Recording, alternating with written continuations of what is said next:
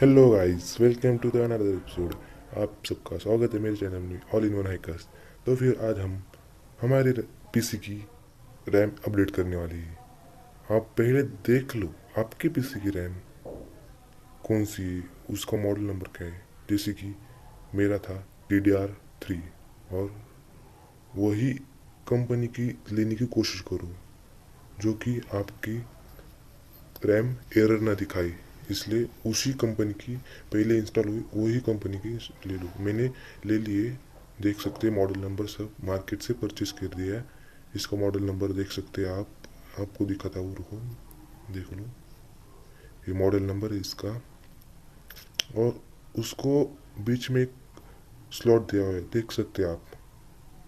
थोड़ा अच्छी तरीके से देख लो, स्लॉट दिया हुआ है, वही स्लॉट देख लो। देख दिया, वही स्लॉट आपको अपने कंप्यूटर की जहाँ आप रैम बैठा रहे उधर मिलेगा, देखने को मिलेगा।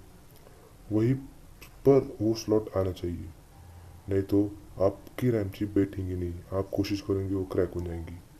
पहले देख लो, वो नोजल से ओपन कर लो पहले से, फिर उसमें स्लाइड ओपन करने के बाद उसमें वो डाल लो।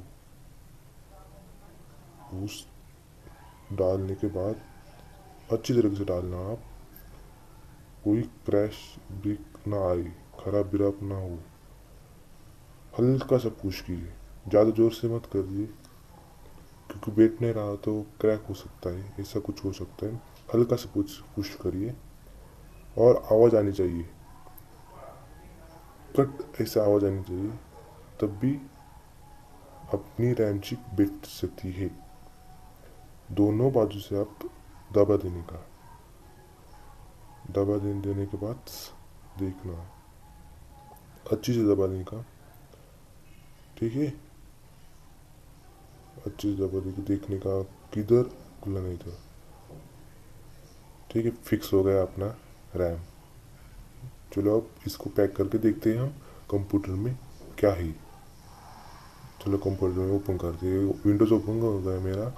देखते हैं हम, विंडोज आए, स्टार्ट प्रोग्रामिंग, प्रोग्राम्स, उसमें जाएंगे, देखेंगे अपनी रैम चिप अपडेट हो गई। आप यहाँ पर जाके देखने का अपनी रैम अपडेट हो गई कि नहीं।